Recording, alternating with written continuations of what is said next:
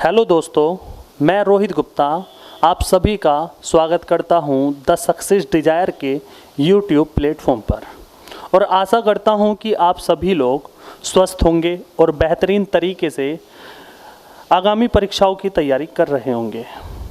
तो चलिए, जैसा कि आप जानते हो हमारे द्वारा यहाँ पर मैथ्स में नंबर सिस्टम पढ़ाया जा रहा था और नंबर सिस्टम में भी हम जो टॉपिक पढ़ा रहे थे उसका नाम था रिमाइंडर थ्योरम। उसके हमने 2 पार्ट्स बना दिए थे। उसमें हमने पहले पार्ट में कॉन्सेप्ट पर बात की थी, दूसरे पार्ट में हमने कुछ क्वेश्चंस लिए थे और आज इस चैप्टर का तीसरा पार्ट है। तो चलिए आगे बढ़ते हैं। क्वेश्चन आपसे पूछा गया,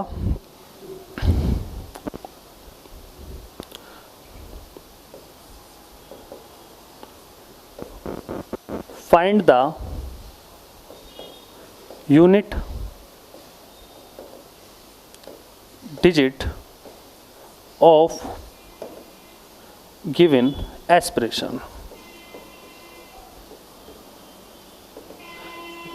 ये आपसे क्वेश्चन पूछा गया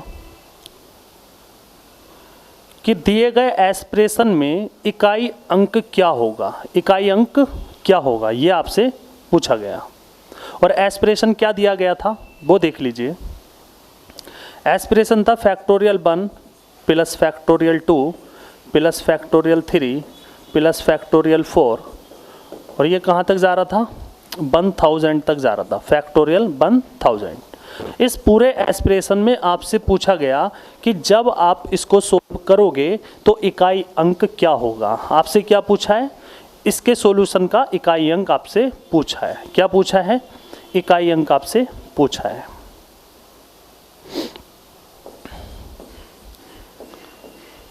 इकाई अंक, तो आपसे इस एक्सप्रेशन का इकाई अंक पूछा है। चलिए इसको करते हैं।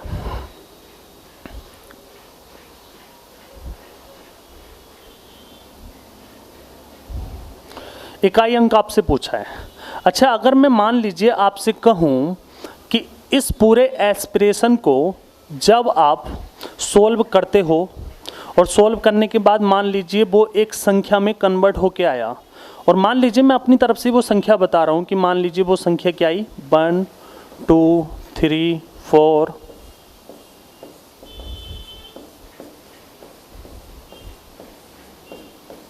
मान लीजिए वो संख्या ही निकल के आई।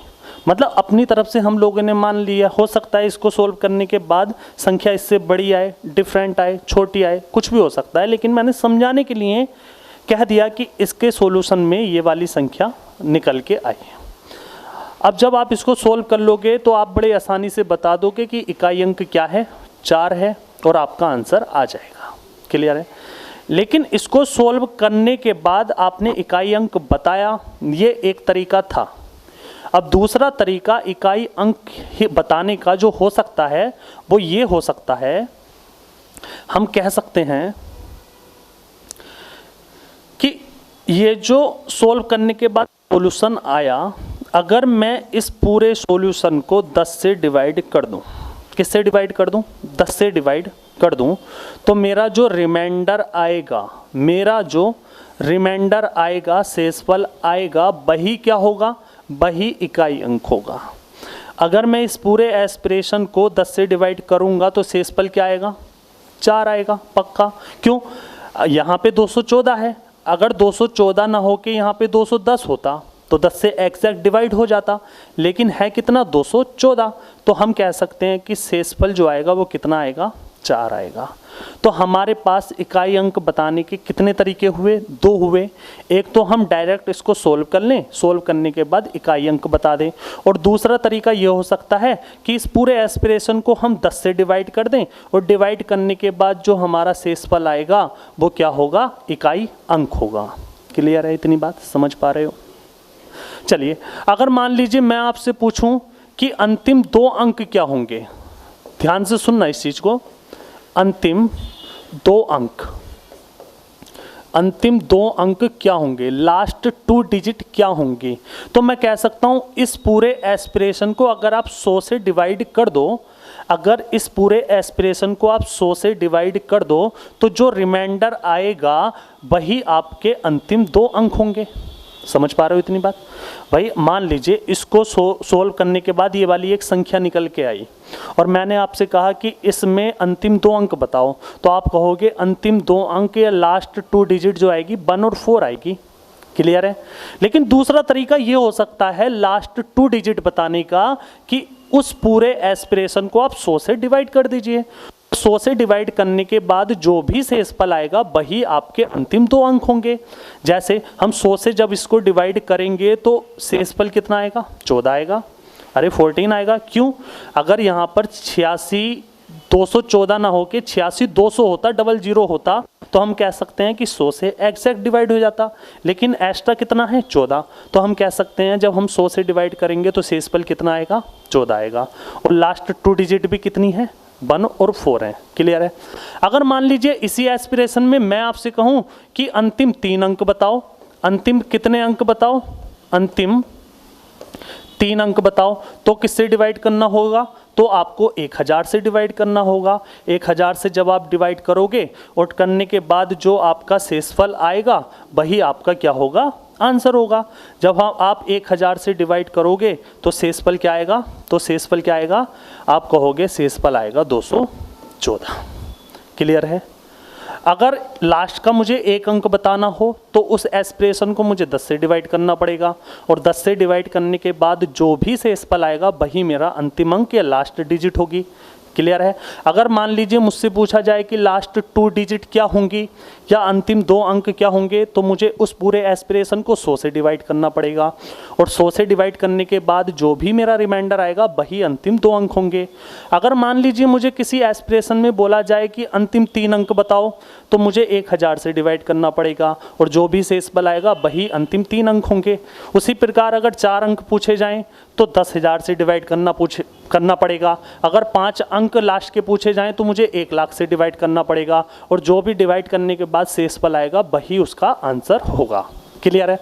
अब इस एस्पिरेशन में हमसे पूछा गया था, चलो मैं नेक्स्ट पेज पे आता हूं। हमसे पूछा गया था एक एस्पिरेशन देकर, यह एस्पिरेशन था कि factorial 1 plus factorial 2 plus factorial 3 और कहाँ तक था? 1000, फैक्टोरियल 1000 तक था। और हमसे पूछा गया कि इस पूरे एस्पिरेशन का अंतिम अंक क्या होगा। हमसे क्या पूछा गया था कि लास्ट डिजिट क्या होगी। हमसे लास्ट डिजिट पूछी थी, अंतिम अंक पूछा था। क्लियर है? अंतिम अंक हमसे पूछा गया था। तो हम कह सकते हैं कि इस पूरे एस्पिरेशन को आप 10 से डिवाइड कर दो। इस पूरे एस्पिरेशन को आप 10 से डिवाइड कर दो और डिवाइड करने के बाद जो भी शेषफल आएगा वही आपका क्या होगा? आंसर होगा। क्लियर है इतनी बात? अगर अंतिम 2 डिजिट पूछता हमसे, लास्ट 2 डिजिट पूछता या अंतिम 2 अंक पूछता, तो इस पूरे एस्पिरेशन को हम 100 से डिवाइड करते और 100 से डिवाइड करने के बाद जो भी शेषफल आता वही हमारे अंतिम 2 अंक होते। इस कॉन्सेप्ट को आप समझ पा रहे हो अच्छे से? चलिए, जैसे हमसे पूछा गया लास्ट डिजिट, तो हम इस पूरे एस्पिरेशन को किससे डिवाइड करेंगे? 10 से डिवाइड करेंगे और 10 से डिवाइड करने के बाद जो भी शेषफल आएगा वही हमारा क्या होगा? वही हमारा क्या होगा? आंसर होगा। ठीक है? और ये क्वेश्चन मैंने सेकंड पार्ट में, इससे पहली वाली जो वीडियो है उसमें ये वाला क्वेश्चन मैंने सोल्व आपको कराया है। यही क्वेश्चन था कि factorial 1 plus factorial 2 plus factorial 3 और कहाँ तक जा रहा था? 1000 तक जा रहा था। और जब हम इसको 10 से डिवाइड करते हैं तो शेषफल क्या आ रहा था? मैं पीछे जाता हूँ, चलो देख लेते हैं क्या था शेषफल। इस टाइप का मैंने एक क्वेश्चन कराया है आपको। ये क्वेश्चन था। ठीक है? जब इस पूरे एस्पिरेशन को 10 से डिवाइड करते थे तो शेषफल कितना आता था? 3 आता था। ठीक है? कितना आता था? 3 आता था। तो हम कह सकते हैं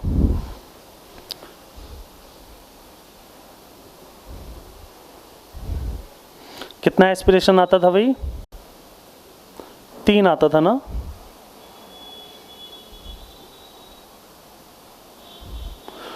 जब हम इस पूरे एस्पिरेशन को 10 से डिवाइड करेंगे तो रिमाइंडर कितना आता था? 3 आता था और यही हमारा क्या होगा?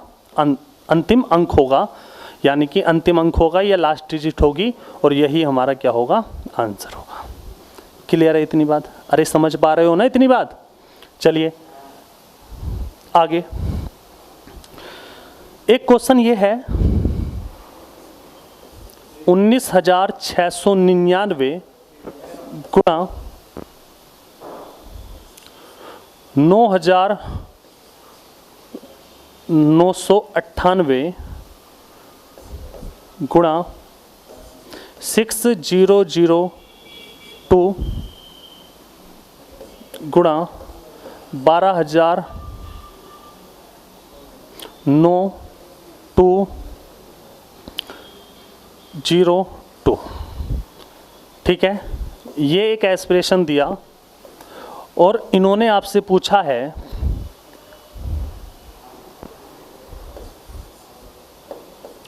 Find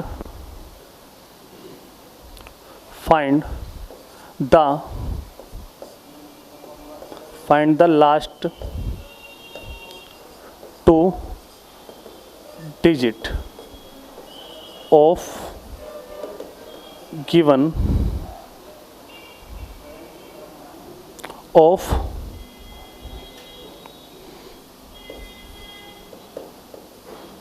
aspiration.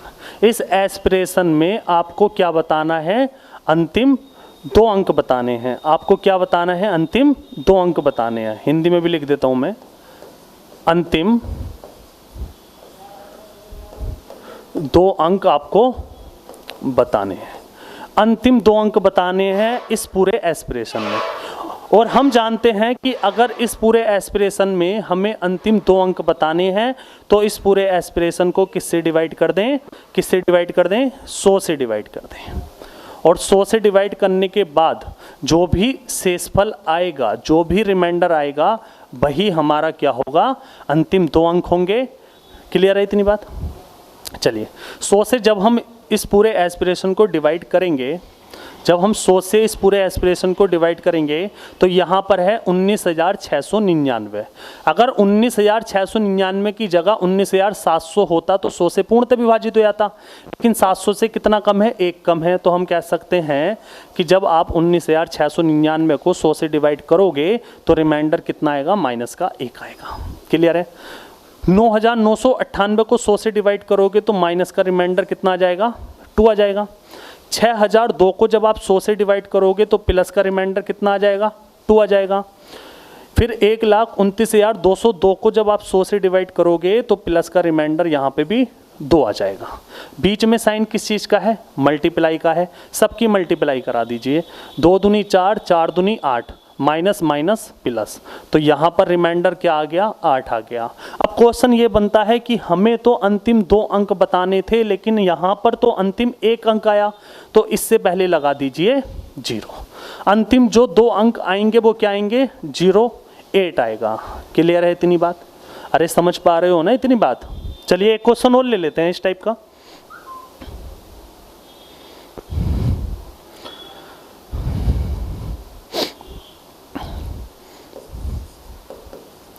Find the last 2 digit आपसे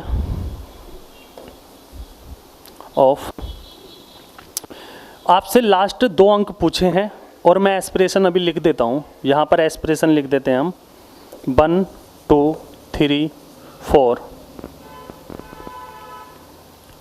9 6 गुणा 1 0 0 0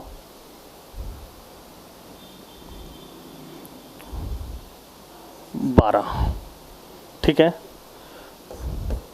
गुणा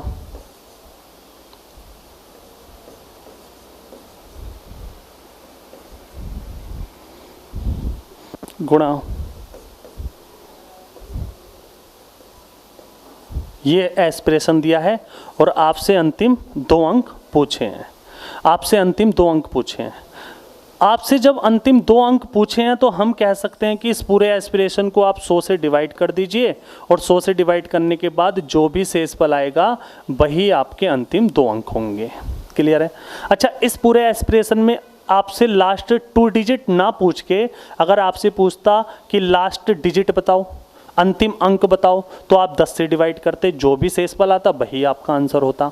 अब मान लीजिए आपसे पूछता कि फाइंड द लास्ट 3 डिजिट, अंतिम 3 अंक पूछता, तो आप 1000 से डिवाइड करके जो भी शेषफल आता वही आपका आंसर होता।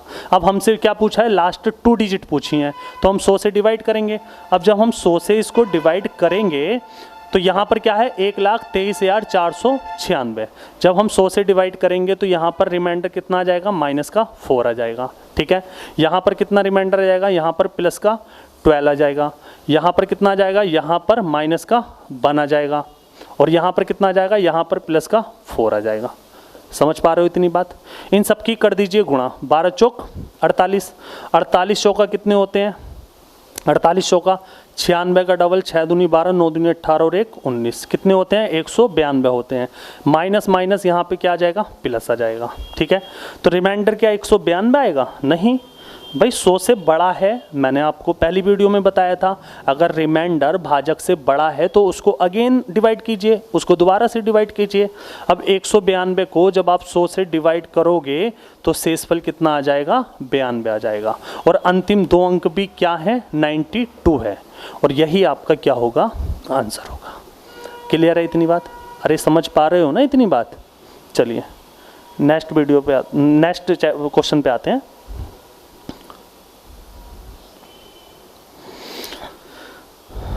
मान लीजिए एक क्वेश्चन ये है, वही हिंदी में लिख देते हैं इस बार।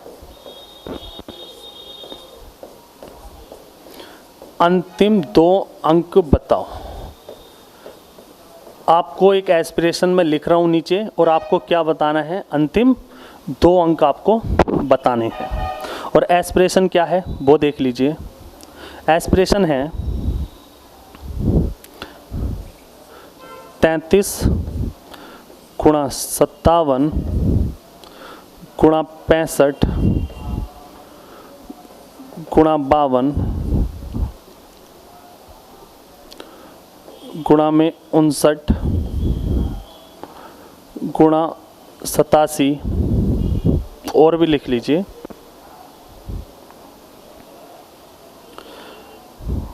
93। चलो इतना ही रहने दो। आपको इस पूरे एस्पिरेशन में क्या बताना है, आपको अंतिम 2 अंक बताने हैं। आपको क्या बताना है, अंतिम 2 अंक आपको बताने हैं।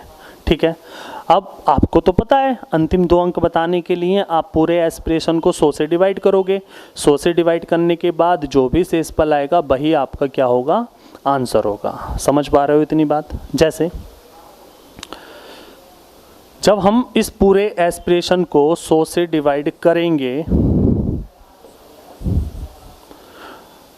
और जो भी हमारा शेषफल आएगा वही हमारा क्या होगा, आंसर होगा।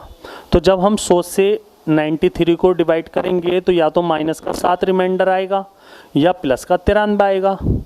उसी प्रकार जब हम 33 को डिवाइड करेंगे तो या तो +33 आएगा या -67 आएगा। उसी प्रकार 57 को करेंगे तो या तो +57 आएगा या -43 आएगा। अब कहने का मतलब ये है कि जब हम 100 से इन संख्याओं को डिवाइड करेंगे तो रिमाइंडर या तो हम प्लस का लें या माइनस कर लें। संख्या अपने आप में बहुत बड़ी है, बहुत बड़ी है। और जब संख्या सारों में बड़ी आ रही है तो उनकी गुणा करने में भी हमें समय लगेगा। लगेगा कि नहीं लगेगा? लगेगा। और हमें समय लगाना नहीं है, क्वेश्चन करना एक अलग चीज़ है, लेकिन कम समय में करना वो सिलेक्शन कराता है। ठीक है, तो इसी चीज़ का निजात पाने के लिए एक थ्योरम बनाई गई जिसका नाम है कैंसिलेशन थ्योरम। चलिए उस पर डिस्कस कर लेते हैं, इस क्वेश्चन पे बाद में आते हैं। ठीक है, नेक्स्ट पेज करके और हम थ्योरम पढ़ते हैं, कैंसिलेशन थ्योरम। कैंसिलेशन थ्योरम हम पढ़ते हैं। कैंसिलेशन थ्योरम क्या है उस पर बात करते हैं। भाई कैंसिलेशन कैंसिल से ही तो बना है। देखो यहाँ क्या आ रहा है, कैंसिल। तो कहीं ना कहीं इस थ्योरम में चीज़ें कैंसिल हो रही होंगी। कैंसिलेशन का मतलब यही तो हो गया, कैंसिल से ही कैंसिलेशन बना है। अब जैसे इस थ्योरम को मैं समझा देता हूँ। देखो आपको नाम याद हो ना हो, लेकिन चीज़ें अप्लाई करनी आनी ज़रूरी है। कि कैंसिलेशन थ्योरम कैसे अप्लाई होती है, वही चीज़ मैं आपको सिखा रहा हूँ। जैसे मान लीजिए मैंने आपसे कहा 51 को डिवाइड करना है 12 से, तो शेषफल क्या आएगा? तो शेषफल क्या आएगा? प्लस का भी और माइनस का भी। आप कहोगे 12 चौक 48, तो प्लस का आएगा 3, और 12 में से 3 घटाओगे तो माइनस का आएगा 9। अरे हाँ या ना? लेकिन अगर मैं आपसे फाइनल आंसर पूछ लूँ तो आप कहोगे फाइनल आंसर तो प्लस का 3 है, शेषफल क्या है? प्लस का 3 है। क्लियर है? अब एक तरीका तो ये हो गया इसको सोल्व करने का। किसको? 51 को जब हम 12 से डिवाइड करते हैं तो शेषफल निकालने का एक तरीका तो ये हो गया। और दूसरा तरीका जो है वही कैंसिलेशन थ्योरम है। वही क्या है? कैंसिलेशन थ्योरम है। दूसरा तरीका क्या है? बोर्ड देख लो। सेकंड वे क्या हो सकता है इस क्वेश्चन का? वो ये हो सकता है कि हमें पता है कि 51/12 है, 51/12 है। जब हम डिवाइड करते हैं तो आसानी से बता देंगे शेषफल। लेकिन हम एक चीज़ और देख रहे हैं कि 51 और 12 किसी एक नंबर से सिंप्लीफाई हो रहा है, मतलब इसको हम और अभी सिंप्लीफाई कर सकते हैं, इसको थोड़ा सा और सोल्व कर सकते हैं। जैसे मान लीजिए 3 से काटेंगे तो ये 17 बार कट जाएगा, और 3 से इसको काटेंगे तो कितनी बार कट जाएगा? 4 बार कट जाएगा। कहने का मतलब ये था कि 51 को लिख सकते हैं 17 गुणा 3, और 12 को लिख सकते हैं 4 गुणा 3, क्योंकि 3 से डिवाइड किया। अब आपको क्या करना है? कैंसिलेशन में कैंसिल ही तो किया हमने 3 से इन सबको। कैंसिलेशन थ्योरम का मतलब क्या है? कैंसिल किया हमने 51 को भी और 12 को भी, क्योंकि पॉसिबल था, सिंप्लीफाई और भी हो सकता था। अब यहाँ पर जब हमने 3 से डिवाइड किया तो 3 ऊपर भी गुणा में है, नीचे भी गुणा में है, तो जिससे हम डिवाइड करते हैं उसको तो लिख लीजिए आप अलग। लिख लिया। जब हमने 3 से 51 को और 12 को डिवाइड किया तो थोड़ा और सिंप्लीफाई होने के बाद ये क्या आया? 17/4 आया। ठीक है? डिवाइड किससे किया? 3 से, उसको लिख लीजिए अलग। लिख लिया। उसके बाद अगर मान लीजिए मैं अब आपसे कहूं कि 17 को 4 से डिवाइड कीजिए, रिमाइंडर क्या आएगा? तो आप कहोगे रिमाइंडर क्या आएगा? 1 आएगा। रिमाइंडर क्या आएगा? 1 आएगा। भाई 4 चौक 16, रिमाइंडर कितना आएगा? 1 आएगा। अब इस क्वेश्चन का रिमाइंडर 3 और इस क्वेश्चन का रिमाइंडर 1 और सेम क्वेश्चन, भाई बस थोड़ा सा सिंप्लीफाई तो किया हमने। सेम क्वेश्चन का रिमाइंडर अलग अलग कैसे आ सकता है? नहीं आ सकता ना। तो इन्होंने क्या बोला? यहाँ पर 3 आया था, तो इन्होंने कैंसिलेशन थ्योरम में बोला कि आप जिस संख्या से सिंप्लीफाई करते हो, करने के बाद जो आपकी फ्रैक्शन बनती है और उसका जो रिमाइंडर आता है उसकी गुणा आप उसी नंबर से कर दीजिए जिससे आपने डिवाइड किया था। इसका मतलब 1 की गुणा आप 3 से कर दीजिए तो आपका जो फाइनल रिमाइंडर आएगा वो क्या आ जाएगा? 3 आ जाएगा। यही कैंसिलेशन थ्योरम है बस। ठीक है? समझ पा रहे हो ना इतनी बात? चलिए एक क्वेश्चन और ले लेते हैं, कोई बात नहीं है। मान लीजिए मैंने आपसे कहा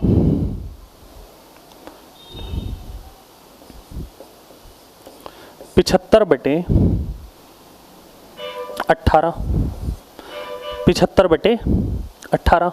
अरे समझ पा रहे हो ना इतनी बात? 75/18। मैंने आपसे कहा कि रिमाइंडर बताओ, तो 18 चौक 72, आप कहोगे रिमाइंडर क्या आ जाएगा? 3 आ जाएगा। लेकिन रिमाइंडर 3 बताने का जो दूसरा तरीका हो सकता है वो ये हो सकता है, जो सेकंड वे होगा इसी क्वेश्चन को करने का, या हम कह सकते हैं कि कैंसिलेशन थ्योरम लगाने का जो दूसरा तरीका है वो ये है कि हमने देखा 75/18 है, तो इसको थोड़ा सा और सिंप्लीफाई कर लीजिए।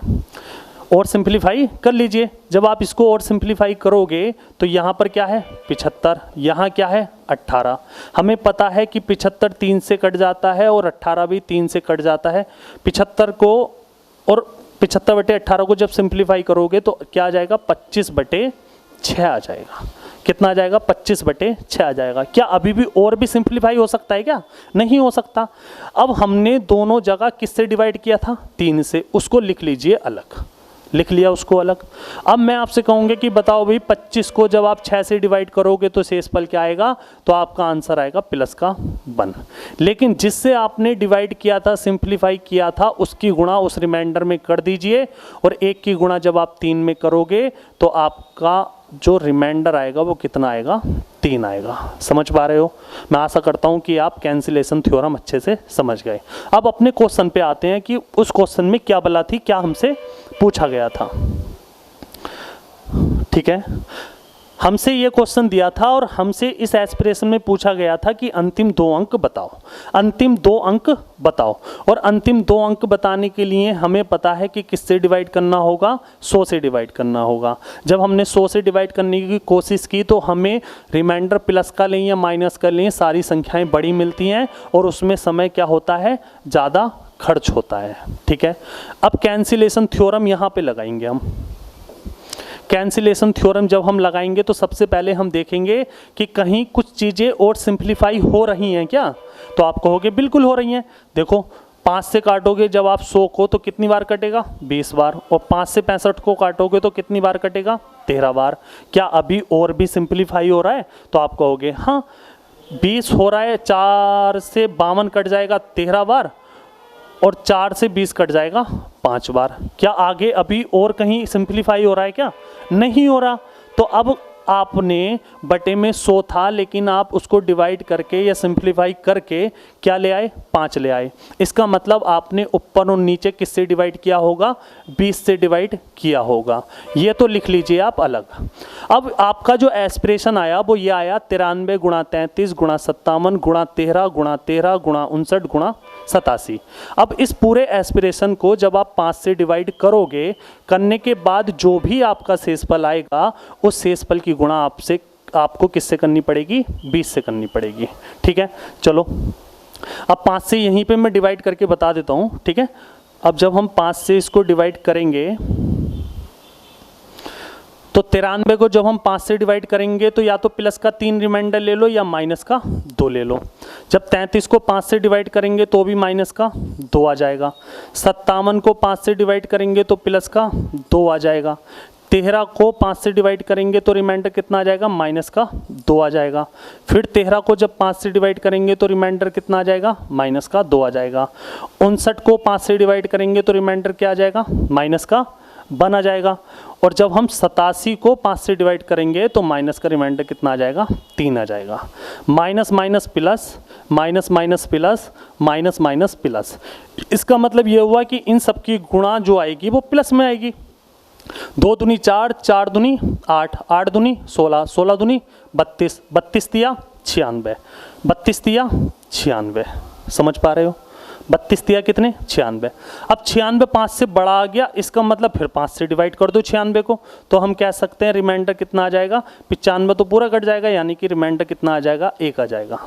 जब हमने इसको सिंप्लीफाई किया और बटे में 5 लेकर आए और जब हमने इसको सोल्व किया तो रिमाइंडर कितना आया, 1 आया। लेकिन हमने सिंप्लीफाई किससे किया था, 20 से किया था। तो 1 की गुणा जब हम 20 से करेंगे तो हमारा जो फाइनल आंसर आएगा वो क्या आएगा, 20 आएगा।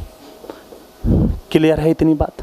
कैंसिलेशन थ्योरम का मतलब समझ पाए, कैसे यूज होती है, कितना समय बचा कर देती है। ठीक है, अच्छा चलिए बाकी की चीज़ें अब नेक्स्ट वीडियो में हम बात करेंगे। तब तक के लिए thank you so much. Okay bye, take care.